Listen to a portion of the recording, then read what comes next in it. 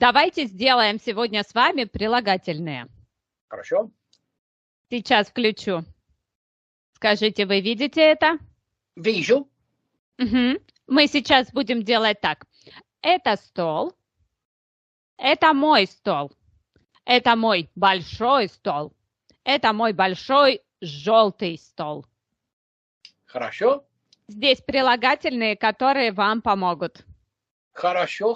Так, один – это стол, это мой большой стол, это мой большой новый стол.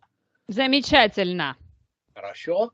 Два. Так, два – это наш ключ, это наш новый ключ, это наш новый желтый ключ. Да.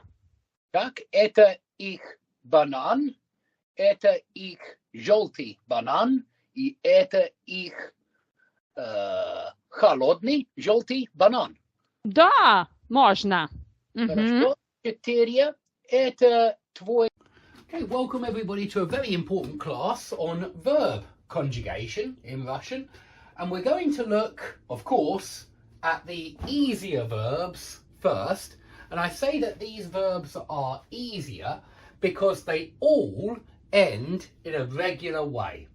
And there are many other verbs in Russian which are very, very useful verbs, very common verbs, that do not end in a regular way. They'll have one of these forms which ends in a slightly different way. Usually the I or the they form surprise you in some kind of way. It might be the stress moves, or it might be the letters slightly change, and so you get a slightly different sound in the verb.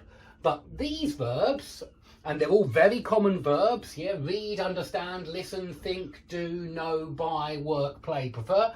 These verbs all end in a regular way, this way. And if you look at the infinitive, this is what these guys are, by the way. When it ends in an AT soft sign, or when it ends in an ET soft sign or a YET soft sign, you are dealing with the infinitive of the verb. And that's very useful to know, because if you put two verbs together, like I want to know, let me quickly write that for you. I want is я хочу, I want to know will always, when you've got two verbs together, want is a verb and to know is a verb. Well, to know, in English you use the infinitive, and in Russian you use the infinitive with the second verb. So you say я хочу знать, I want to know, I want to know, я хочу